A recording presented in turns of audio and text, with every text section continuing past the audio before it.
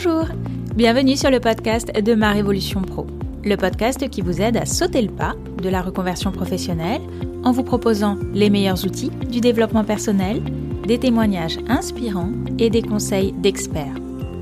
Je suis Clarence Mirkovic, coach professionnelle et consultante en bilan de compétences. Si vous êtes à la recherche de votre nouvelle voie professionnelle, je vous invite à télécharger gratuitement votre livret d'exercices pour vous poser les bonnes questions. Vous trouverez le lien dans la description de cet épisode.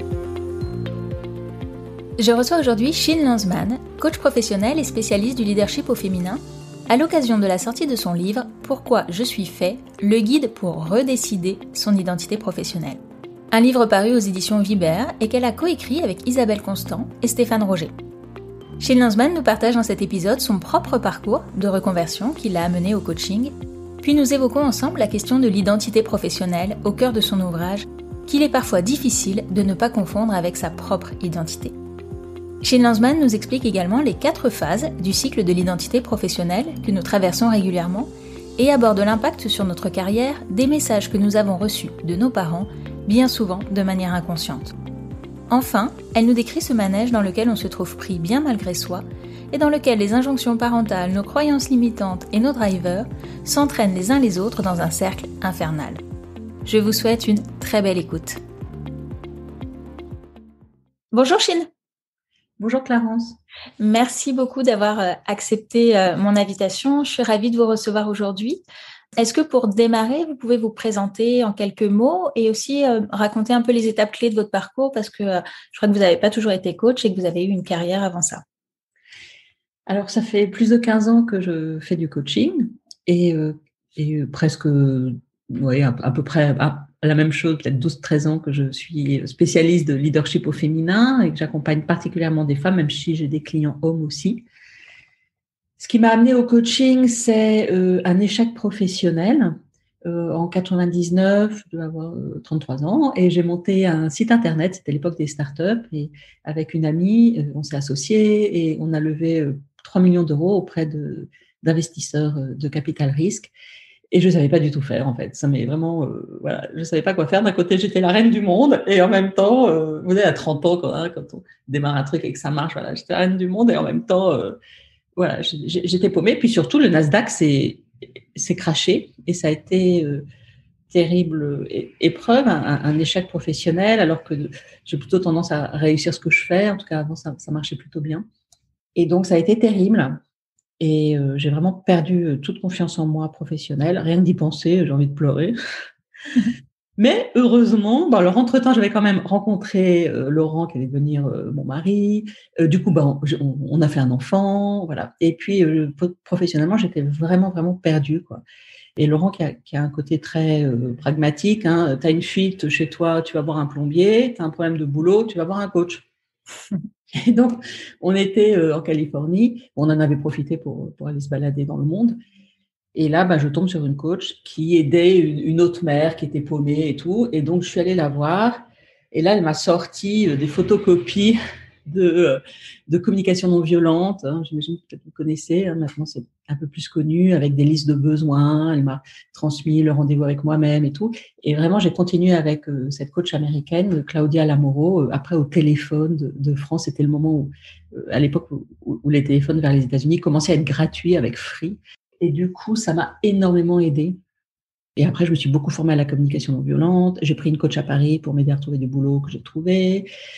Et voilà. Et c'est en me formant et quand j'ai découvert tout ce milieu-là du développement personnel, vraiment, et surtout de la communication non violente au début, je lisais le livre de Marshall Rosenberg en me disant, mais il a été écrit pour moi. Comment il savait que c'est pour moi qu'il écrit que les femmes ont des besoins, enfin, que les êtres humains ont des besoins, particulièrement les femmes, que quand on vient d'une famille où il y avait beaucoup de jugements, du coup, comment on peut transformer ces jugements en besoins, comment on peut guérir de ça, ça a été extraordinaire. Et puis avant, beaucoup de choses, mais entre autres, j'avais travaillé 9 ans à Canal+, quelques années à Nulle part ailleurs, qui était l'émission phare. Je ne sais pas si vous êtes trop jeune pour vous en souvenir. Non. Voilà. Avec Philippe Gildas, Antoine Decaune. Je travaillais avec Jérôme Bonaldi qui présentait tout ce qui était nouveau et intéressant. Et après, j'avais une émission pendant 4 ans qui s'appelait Cyberculture. Donc, c'était un magazine culturel autour du numérique. Ce qui, à l'époque, quand on parlait du numérique dans les journaux, télévision, c'était les pirates, le porno ou les terroristes, quoi. Donc, ça a un petit peu changé. Et nous, on parlait d'autres choses, du coup, comment ça changeait, la vie, la musique, notre façon de vivre, notre façon d'aimer, notre façon de créer. Voilà. Donc, c'était, voilà, pour Merci. un peu de parcours. Mais c'est vrai que j'ai eu de mes parents l'autorisation de faire des nouveaux métiers et de faire des choses nouvelles parce que je suis plutôt autodidacte. J'ai eu mon bac à un point près. Bon, j'avais 1 an d'avance, enfin, avant mes 17 ans même. Mais après, j'ai tout de suite commencé à travailler, en fait.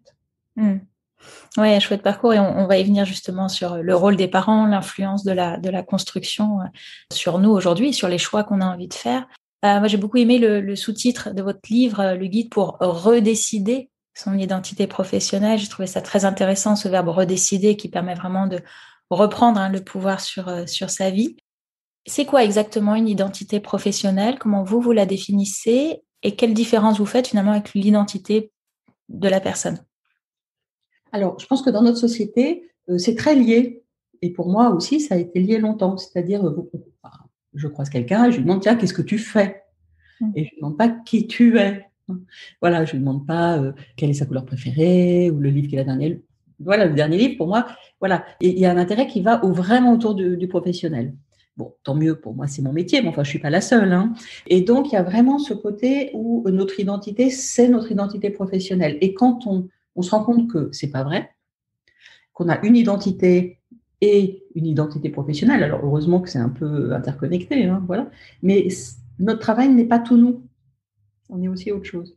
Et moi qui ai été vraiment work alcoolique pendant des années, parce que j'ai vraiment cette force, enfin, une puissance de pouvoir travailler énormément, mais le revers de la médaille, c'est que je peux travailler beaucoup trop par rapport à ce qui est bon pour moi ou même ce qui est bon pour mon activité professionnelle. Donc voilà, donc, de séparer, je ne suis pas mon travail. Voilà, de comprendre ça, moi, ça m'a fait beaucoup de bien. Ouais, je ne suis pas mon travail et du coup, je peux aussi changer de travail. Ouais, exactement. Je peux aussi changer de travail et que si par hasard mon travail en ce moment c'est pas génial, ce qui est arrivé parce que voilà j'ai eu un échec énorme, un peu médiatique en plus à l'époque. Parfois je fais des trucs, ça marche pas, hein, mais bon en général les gens n'en entendent pas parler. Et voilà. Et quand on fait un échec, du coup, c'est pas nous qui sommes en échec, c'est juste notre boulot qui a pas marché. Mais nous on reste quelqu'un de formidable. Tout à fait. Moi je peux avoir des clients qui sont très identifiés à leur travail. Et finalement, quand ils arrivent en bilan de compétences, la grande question, c'est mais finalement, si je change de travail, mais alors qui suis-je? Et il y a un grand travail de réappropriation de soi qui est alors nécessaire pour qu'ils puissent ensuite aller vers autre chose. Donc cette question de l'identité, je trouve qu'elle est très pertinente. Enfin, elle est au cœur, je trouve, de beaucoup de reconversions professionnelles en tout cas.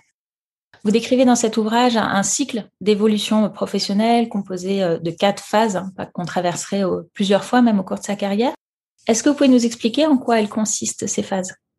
Ah oui, c'est hyper important ce concept. Hein. Et chaque fois que je l'explique et tout, vraiment, ça aide tout le monde.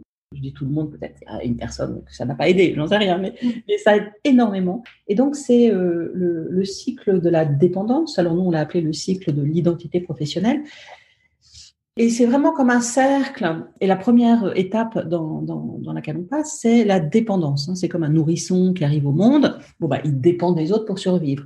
C'est pareil avec nous. Quand on démarre un nouveau travail, une nouvelle activité, on change de poste, il y a un nouveau projet qui arrive, on est vraiment dans la dépendance.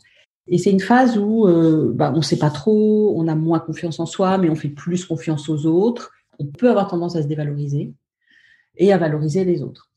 Et en même temps, c'est une phase d'apprentissage, on apprend beaucoup. Et puis après, on fait le deuil de la sécurité, d'être en sécurité parce qu'on a fait confiance aux autres et on bascule dans cette phase de contre-dépendance. Donc, c'est un peu comme un enfant de 2 ans où il dit non à tout. Il s'oppose, il prend le contre-pied. Et en fait, c'est une phase de contre-dépendance où on a quitté la sécurité pour grandir, c'est normal, mais on est dans je vais pas bien parce que mon patron est un con. Mes clients, s'ils étaient mieux, mon business, ça irait mieux. Mes collègues, cette boîte, les valeurs, ça va pas, et du coup, je suis pas bien. On n'est pas bien à cause des autres, c'est ce qu'on se raconte. Et donc, c'est une phase très, très difficile à vivre où on se dévalorise, on dévalorise les autres et on est vraiment très, très malheureux. Donc, ne jamais partir d'un job en étant là-dedans parce que c'est pas mieux une fois qu'on est parti. Donc, le truc à faire, c'est faire le deuil de l'irresponsabilité, donc c'est prendre sa responsabilité et s'occuper de soi, s'occuper de ses besoins, faire ce qui est important pour soi. Et là, on tombe un peu dans ce que un enfant de 3-4 ans, 3-4 ans, c'est le roi du monde, tout tourne autour de lui, voilà, c'est le roi du monde. C'est un peu comme, voilà, j'ai un jeune adulte qui a son premier boulot, son premier appart, pareil, 25-30 ans, c'est le roi du monde, mais les autres sont un peu cons quand même. Alors les autres, que ce soit les parents ou les vieux, lui, il va faire mieux. Et il y a ce côté-là aussi dans un boulot. Donc, en dépendance, je viens d'arriver. En contre-dépendance, je m'oppose parce que les autres sont nuls, donc ça ne va pas à cause d'eux. Et là, dans cette étape d'indépendance, je trouve ma place et j'aime beaucoup travailler seule dans ces périodes. Je fais des grands projets et moi, je me sens super bien. Voilà, on regonfle cette estime de soi, tous ces besoins narcissiques au bon sens, le bon côté narcissique de se revaloriser. Et puis, au bout d'un moment, on se trouve un peu seul, un peu con. Donc, on fait le deuil du narcissisme, justement, et on bascule dans l'interdépendance. Et là, c'est cette 4e étape d'interdépendance où j'ai une bonne estime de moi, j'ai une bonne estime des autres. Et là, on peut collaborer. Je suis contente d'avoir des projets avec d'autres gens. Je me remets en lien. Et les autres, je les trouve chouettes. Et moi, je me trouve chouette aussi. Et je peux avoir toutes les relations avec les gens. Quelqu'un peut me dire quoi faire. Et si c'est OK, je le fais. Je peux dire à quelqu'un d'autre de faire un truc, et puis s'il est OK, il le fait. Je peux même critiquer quelqu'un, mais il va bien le prendre, et moi, je peux être critiquée, mais c'est OK. Voilà. Donc, tout va bien. Et c'est une période formidable, cette interdépendance. Et puis, au bout d'un moment, on s'ennuie. Et donc, on se dit, tiens, si je changeais de job, ou si je demandais une promotion, ou si j'acceptais ce nouveau projet, ou si je créais ma société. Et là, on rebascule dans le cycle, et on rebascule en dépendance dans la première case où, à nouveau, on ne sait pas trop comment on fait, etc. Alors, en fait, c'est une spirale. Plus on le fait, plus on comprend comment ça marche et plus on peut passer vite les étapes. Mais il y a des gens qui restent coincés. Il y a des gens, en fonction de ce qu'ils ont vécu les 3 premières années de leur vie, peuvent rester coincés dans une case. Donc, il y a des gens qui vont rester coincés. C'est dur pour eux, puis c'est dur pour les autres, en case contre-dépendance, à prendre le contre-pied de tout ce que les autres disent. Et ça peut être fatigant. Et selon vous, quelle est la meilleure phase pour changer de travail ? Alors, pour moi, changer de travail, la meilleure phase, c'est l'interdépendance, où je peux partir d'un travail en étant dans ça ne me convient plus, j'ai besoin d'évoluer, j'ai besoin d'autre chose, et je pars sans être fâchée, sans penser que les autres sont cons. Ou l'indépendance, je m'aperçois que ce travail ne me convient pas, j'arrive pas à passer en interdépendance, peut-être parce que parfois les autres ne veulent pas aussi y être. Voilà. Et du coup, je pars parce que j'ai envie de m'occuper de moi et d'aller bien, et puis je vais aller ailleurs.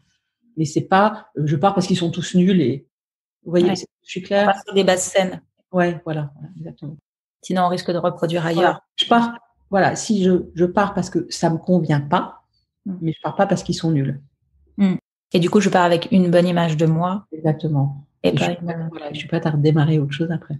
Une grande partie de l'ouvrage est également consacrée à la façon dont on s'est construit, notamment à travers les messages que l'on a reçus de nos parents. En quoi c'est important, selon vous, de les mettre à jour aujourd'hui ? Oui, il y a très peu de gens qui savent. C'est un concept de l'analyse transactionnelle avec lequel mes co-auteurs Isabelle Constant et Stéphane Roger on travaille beaucoup. Mais alors là, très peu de gens savent que nos parents, les gens qui sont occupés de nous enfants, inconsciemment, ont pu nous transmettre des injonctions. Et ce sont des injonctions qui sont négatives et qui peuvent vraiment nous empêcher de réussir professionnellement encore quand on est adulte. Alors, il y en a une douzaine. La plus terrible pour le boulot, c'est ne réussit pas, carrément. Donc, on peut avoir reçu enfant, ne réussit pas. Évidemment, c'est inconscient. On peut avoir reçu ne réussit pas plus que moi. Parfois, les parents disent ça. Bon, alors tu peux réussir, mais quand même, tu vas pas gagner plus d'argent que moi. Tu vas pas être plus connu que moi. Tu vas pas, voilà. Et alors, il y a ne réussit pas, il y a ne fais pas confiance. Donc, ne fais pas confiance aux autres. Donc, on se retrouve un peu soit à travailler qu'en famille, soit à travailler avec personne. N'appartient pas. Ça a beaucoup d'impact dans le monde professionnel. N'appartient pas. J'ai plusieurs clientes qui n'appartient pas et du coup qui se retrouvent jamais embauchées dans les boîtes, par exemple. Même si elles sont embauchées, elles se sentent toujours exclues, toujours à l'écart. Et ça peut vraiment générer beaucoup de souffrance. Ne fais pas confiance, ne fais pas confiance aux autres. Alors carrément aussi ne fais pas, donc ne passe pas à l'action. Et donc, ça donne des gens qui vont toujours, qui vont jamais délivrer, qui vont jamais exécuter, qui vont jamais être dans le concret. Ne pense pas ou ne dis pas ta pensée. Donc ça peut donner, ça peut vraiment limiter aussi, parce que on s'empêche de réfléchir. C'est interdit de réfléchir et c'est interdit d'exprimer aussi. Donc, ce sont des personnes qui vont toujours trouver les autres formidables, qui vont faire ce que les autres disent, alors qu'elles pourraient aussi dire, penser, réfléchir et amener leur stratégie. Ne te réjouis pas, n'aie pas de plaisir. Ça, j'ai beaucoup de clientes qui ont ça. Il est dur celui-là. Ouais, il est très dur. Mais dans le travail, c'est très courant. Alors, est-ce que c'est particulièrement français le travail, c'est un labeur, il faut souffrir. Mais c'est vrai que si on a vu ses parents, quand on était enfant, revenir du boulot en disant encore une journée, oh là là, c'était galère, c'était dur, mon chef me fait chier, mon boulot est intéressant, vivement la retraite. Voilà. Du coup, on peut avoir aussi chopé ce modèle dans le travail, on se réjouit pas. Et il y a énormément de gens qui ont reçu cette injonction. Ne sois pas important. Alors, j'ai envie de le dire au féminin, ne sois pas importante. Je pense que beaucoup de femmes l'ont reçu. Alors, certainement des hommes aussi, mais je pense quand même plus des femmes. Et là, ça peut être aussi, n'aie pas le pouvoir, ne sois pas chef, ne deviens pas leader. Du coup, tu fais faire passer les autres toujours avant. Ne grandis pas, ne ressens pas, ne dépends pas des autres. Voilà. Donc, je pense que les pires, effectivement, c'est ne réussis pas, ne sois pas important, ne sois pas proche, ne te réjouis pas. Bon, ils sont tous pires, n'appartient pas. En fait, alors heureusement, on les reçoit pas tous. Alors là, sinon, voilà, les gens qui les ont tous, ils viennent même pas en coaching, de toute façon. Donc, je pense que les personnes qui viennent en coaching, qui viennent faire des bilans, forcément, il y en a, elles en ont reçu, on en a tous reçu. Et en même temps, en le reconnaissant, c'est douloureux de le reconnaître. Mais bon, c'est là où on peut changer, du coup. Et après, on peut vraiment se donner les antidotes. J'ai le droit de réussir à ma façon, à ma manière. J'ai le droit d'appartenir. J'ai le droit de penser. J'ai le droit de réfléchir. J'ai le droit de faire confiance. J'ai le droit de faire. J'ai le droit d'avoir du plaisir dans le travail. J'ai le droit de me réjouir. C'est traître parce que parfois les gens ont l'impression, en tout cas au premier abord, qu'ils n'ont pas reçu ces messages-là parce que c'est parfois pas dit de manière, c'est pas verbalisé. Forcément, ça peut être très insidieux, quoi. Oui, c'est très inconscient. Ces injonctions, on les reçoit inconsciemment. Personne va dire, toi, je veux pas que tu réussisses. Mais entendre des petites phrases en disant, oh là là, je sais pas ce qu'on va faire de toi quand tu seras grand. Ok. Ou des parents qui laissent leurs enfants en échec scolairement, par exemple. Voilà, il peut y avoir vraiment des indications qui font qu'il y a ça qui est derrière. Mais on peut en sortir, ça c'est la bonne nouvelle. Et ce qui est quand même pas mal, c'est que, alors je sais pas quel âge ont vos clients, les personnes qui viennent faire un bilan. Les âges. Voilà, mais moi en coaching, on va dire, voilà, c'est à partir environ 35 ans jusqu'à 50, 55, même un peu plus. Puis parfois c'est un peu plus jeune aussi. Mais c'est vraiment à partir de ce moment-là qu'on se rend compte qu'il y a un truc qui tourne pas rond. Et quand je parle des injonctions, ah bah oui, ne réussis pas, ah bah oui, ça forcément je l'ai reçu. Ou n'aie pas de plaisir, ah bah oui, je l'ai reçu. Et du coup, voilà, peut-être qu'à 25 ans, on les repère pas, mais après on les repère, parce que quand même, ça nous a fait souffrir. Vous décrivez aussi dans votre livre un manège infernal dans lequel on se trouve pris. En quoi consiste ce manège et comment en sortir ? Donc ce manège infernal, c'est tout ce qu'on a reçu justement de notre enfance, sur lequel on s'est construit avec notre libre arbitre, parce que chaque enfant peut recevoir plein de choses, mais décide quand même lui-même de ce qu'il va en faire de tout ça. Et donc dans ce manège infernal, il y a justement ces injonctions qu'on a reçues, il y a tous les souvenirs renforçants qui viennent renforcer ça. Donc tous les souvenirs, moi par exemple, j'ai toujours vu mon père et ma mère énormément travailler, s'enfermer dans leur bureau, travailler très tard, etc. Et donc ce que je reçois, moi, c'est dans le travail, il faut beaucoup travailler, par exemple. Ou quelqu'un qui reçoit que son père était au chômage et que du coup il en a fait une dépression et sa vie après était vraiment, une dépression très longue qui a gâché sa vie. Je me souviens d'une cliente, elle n'a pas du tout envie d'être au chômage, par exemple, mais pas du tout, quoi. Et du coup, elle accepte de rester dans un job qui ne lui va pas du tout, mais parce qu'elle a terriblement peur. Donc voilà, tout ce qu'on a vécu enfant et tout ce dont on se souvient enfant. Parce que nos souvenirs, ils sont aussi, c'est pour ça qu'on les appelle renforçants, parce que je les choisis pour qu'ils viennent renforcer ma décision. Donc il y a toutes les croyances aussi. Donc les croyances, par contre, là, c'est très conscient. Qu'est-ce que mes parents, qu'est-ce que ma famille, qu'est-ce que la société, les gens de mon entourage disaient quand j'étais petit sur le travail, par exemple. Le travail, c'est formidable, c'est l'épanouissement, ou dans le travail, il faut absolument avoir fait une grande école pour faire partie de l'élite de la France, sinon on n'est rien, ou non, ma chérie, tu peux faire tous les métiers du monde, sous-entendu, évidemment, aucun métier manuel, parce que ça, c'est pas intellectuel, ou l'inverse, tu as le droit de faire tous les métiers manuels, mais pas les métiers intellectuels. Donc voilà, les croyances qui sont dites ou pas dites, d'ailleurs, effectivement. Et puis, il y a la vision du monde, donc aussi les comportements. Donc, le comportement, c'est le modèle, comment on voit ce que les autres ont fait. Parce que parfois, ils peuvent dire « Ah, le boulot, c'est formidable », mais quand ils rentrent, ils sont épuisés. Donc, de voir le comportement. Et puis, les drivers. Alors, les injonctions, on les a vues tout à l'heure, ne réussis pas, etc. Et les drivers, il y a 5 drivers. Fais vite, dépêche-toi, tu dois toujours te dépêcher. Sois fort, il faut tenir, il faut résister. Fais plaisir, il faut être apprécié, il faut être aimé. Sois parfait, il faut être parfait, toujours. Et fais des efforts. Alors, le fait des efforts, il faut être dans l'effort, et là, ça coupe du plaisir. Le sois parfait, ça coupe de la réussite, parce que la perfection n'existe pas, donc on n'est jamais content, donc on ne réussit pas. Le fait plaisir, il faut toujours être aimé, donc ça coupe de s'occuper de soi et de prendre soin de soi. Le fait vite, il faut toujours se dépêcher, donc ça coupe de profiter de l'instant présent, mais ça coupe aussi de la maturité de la réflexion, parce qu'il faut toujours se dépêcher. Tout ça, ça interagit et ça fait une sorte de manège, et ça tourne, et nous, on est au milieu du manège, et l'enfant, avant 6 ans, avant 7 ans, il a pris une décision, alors on appelle ça une décision scénarique sur son identité professionnelle. Alors, il peut aussi prendre des décisions sur son identité pas professionnelle, mais par exemple, moi, puisque c'est comme ça, je ne me marierai jamais. Bien, on peut changer. Moi, j'avais pris ça comme décision, je ne me marierai jamais. Bon, je suis mariée depuis plus de 20 ans, et dans le boulot, ça peut être, moi, puisque c'est comme ça, je vais gagner plein de fric. Ou moi, puisque c'est comme ça, je ne travaillerai jamais, parce que le travail, c'est vraiment nul, et moi, je ne veux pas travailler. Ou moi, puisque c'est comme ça, un jour, je serai mariée, j'aurai 2 enfants, j'aurai un super boulot, j'aurai un super appart, une super maison, et je vais réussir. C'est plutôt pas mal. Mais qu'est-ce qui se passe après, à 40 ans, avec 2 enfants, une super maison, un super boulot, on réussit. Puis après, pouf, c'est pas le scénario extraordinaire, c'est pas les feux d'artifice comme on imaginait que ce soit, et ça donne la crise de la quarantaine, par exemple. Du coup, il y a cette décision qu'on prend petit. Oui, et du coup, qui va continuer à driver notre vie, à conduire notre vie inconsciemment jusqu'à une crise ou jusqu'à... alors, il peut y avoir des décisions positives, très positives, mais en fait, il y en a très peu.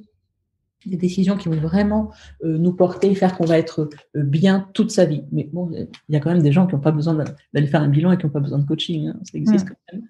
Oui. Là, ils ne nous écoutent pas. Ils nous écoutent pas, là.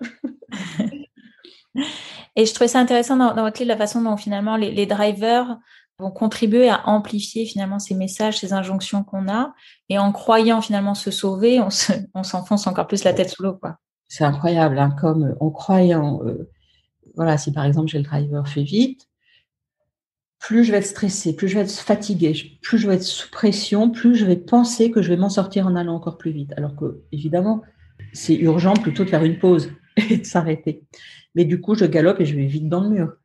Plus j'ai sois parfaite, plus quand je suis fatiguée, sous pression, sous stress, je vais penser que je m'en sors en étant encore plus parfaite.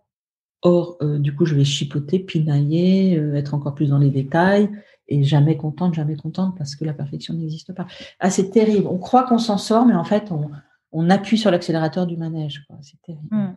Comment on en sort de ce manège ?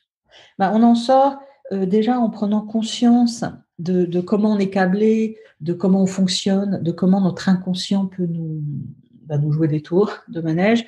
Et une fois qu'on en a conscience, on peut vraiment redécider d'arrêter le manège, de descendre du manège et de se créer un scénario de vie professionnelle qui nous va à nous aujourd'hui, tel qu'on est grand. Parce que quand c'est un enfant qui décide de notre vie d'adulte, l'enfant, c'est blanc ou noir. C'est je bosse à fond, je bosse pas du tout. Enfin, voilà, c'est un enfant, quoi. C'est des décisions d'enfant, c'est très tranché. Alors qu'aujourd'hui, adulte, on peut vraiment redécider de qu'est-ce qui me va à moi en ce moment.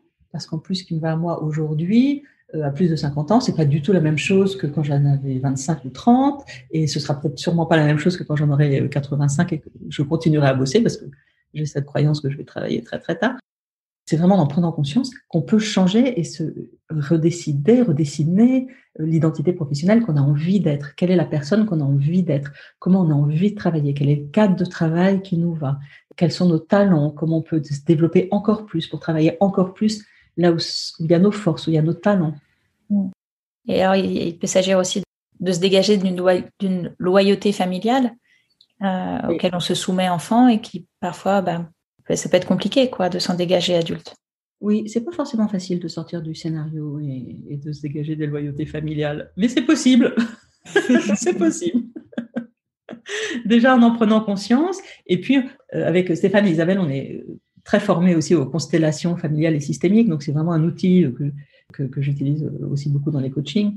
Et c'est bien, voilà, ça peut donner des exercices, des rituels pour entre autres arrêter, couper ses loyautés, en étant loyal à des choses positives. Voilà, je peux garder de la loyauté envers mon père, envers ma mère, pour toutes les choses positives qu'ils m'ont apportées. Bon, par contre, le négatif, je suis pas obligée de le prendre.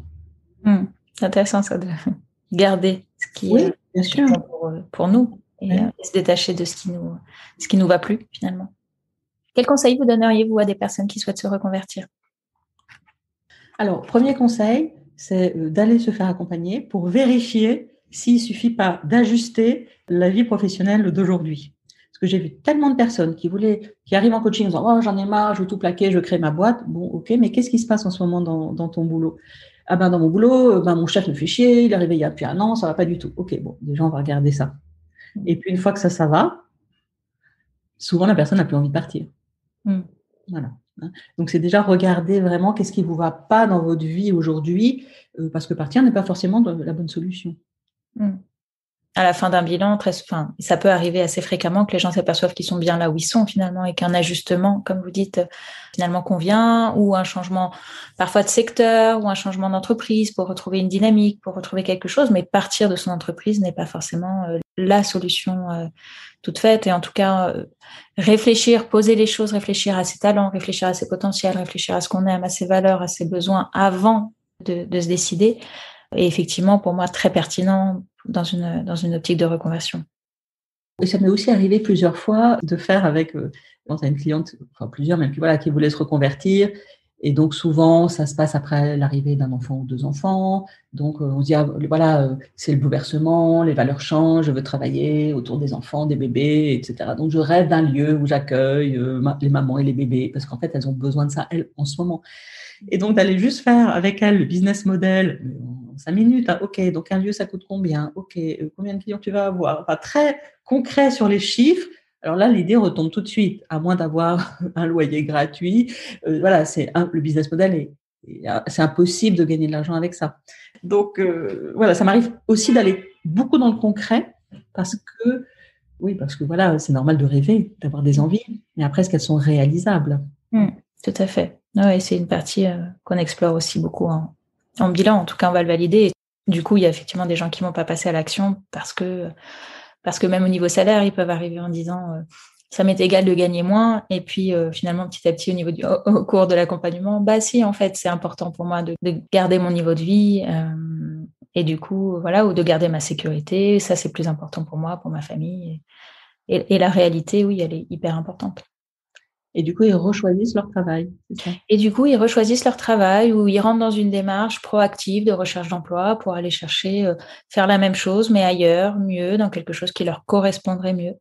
Parce que c'est aussi toujours la question difficile, moi je trouve, que moi j'ai pu aussi avoir vécu, je me suis reconvertie plusieurs fois, à partir de quel moment je me contente. Forcément, il n'y a pas de job parfait, donc c'est la question, c'est ok, se contenter de certaines choses, mais à quel moment c'est trop en fait, et à quel moment c'est assez, trouver ce milieu-là, parce qu'on peut rester 20, 30 ans en se contentant, en se disant, mais finalement, ailleurs, c'est pas mieux, mais parfois, ailleurs, c'est mieux quand même. Ouais. Donc, absolument, parfois, ailleurs, c'est mieux, absolument. Donc, ça vaut le coup aussi, parfois, de se botter les fesses, de dépasser ses peurs et d'y aller, quoi. En tout cas, pour pas avoir de regrets, quoi. Mm. Une dernière chose que vous auriez envie d'ajouter ou d'apporter aux auditeurs par rapport à cette identité professionnelle Oui, c'est par rapport au manque de confiance en soi. Il y a un chapitre sur les situations dans lesquelles, les situations un peu classiques qu'on retrouve, nous, en coaching. Je ne sais pas si vous retrouvez les mêmes, mais il y a, je ne sais pas pourquoi je suis fait. D'ailleurs, le titre du livre. Même ça, d'ailleurs, ça sous-entend comme si on était fait pour quelque chose. Or, en fait, on est fait pour plein de trucs, en réalité. Donc, on peut trouver un des trucs pour lesquels on est fait, évidemment, mais on n'est pas fait pour une chose. Et aussi, ça sous-entendrait que tant que je n'ai pas trouvé, je suis hyper malheureuse. Et quand je l'aurais trouvé, je serais hyper heureuse. Or, la vie, c'est pas aussi binaire. Hein. Okay. Et puis, il y a beaucoup aussi, j'ai pas confiance en moi. Hein. Beaucoup de femmes arrivent en coaching avec ça. Hein. J'ai pas confiance en moi. Et en fait, c'est pas une question de confiance, parce qu'évidemment, il y a des endroits où elles ont confiance et des endroits où il n'y a pas de confiance. Donc, ça vaut le coup d'aller discerner ça et puis d'aller voir, OK, et si vous aviez confiance en vous, qu'est-ce que vous feriez de différent? Et là, on va travailler. Là, le coaching commence, par exemple. Où est-ce qu'on peut vous trouver si on souhaite vous contacter pour un accompagnement ou en savoir plus sur ce que vous proposez? Alors, vous pouvez me trouver sur mon site, shinlanzmann.com, où vous me tapez sur Google, vous me trouvez assez rapidement. Et en ce moment, je propose des formations et du coaching en ligne pour les femmes, Woman Impact. Donc, j'accompagne les femmes à justement développer leur confiance en elles, des outils concrets, en groupe, en collectif, pour avoir de l'énergie, pour avoir de l'élan, et puis en même temps, en coaching individuel aussi, pour avoir le côté plus personnalisé et confidentiel du coaching individuel. Et ça marche vraiment bien, quoi. Les femmes en ont tellement besoin en ce moment, au travail. Merci beaucoup, Chine, pour votre partage.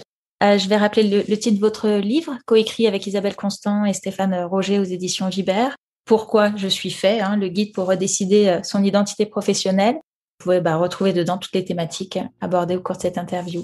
Merci encore, Chine. Merci beaucoup. Merci, c'est un honneur pour moi de vous répondre. Merci, Claire. À bientôt. Merci d'avoir écouté cet épisode jusqu'au bout. Si ce podcast vous plaît, je vous invite à vous y abonner et à lui laisser un commentaire ainsi qu'une note 5 étoiles sur votre plateforme d'écoute préférée. Et si vous souhaitez entreprendre une reconversion professionnelle, prenez rendez-vous pour un entretien préliminaire, gratuit et sans engagement. Cela nous permettra de faire connaissance et de voir quel est l'accompagnement le plus adapté à votre situation. Vous trouverez le lien pour prendre rendez-vous dans la description de l'épisode. Je vous dis à bientôt. Au revoir.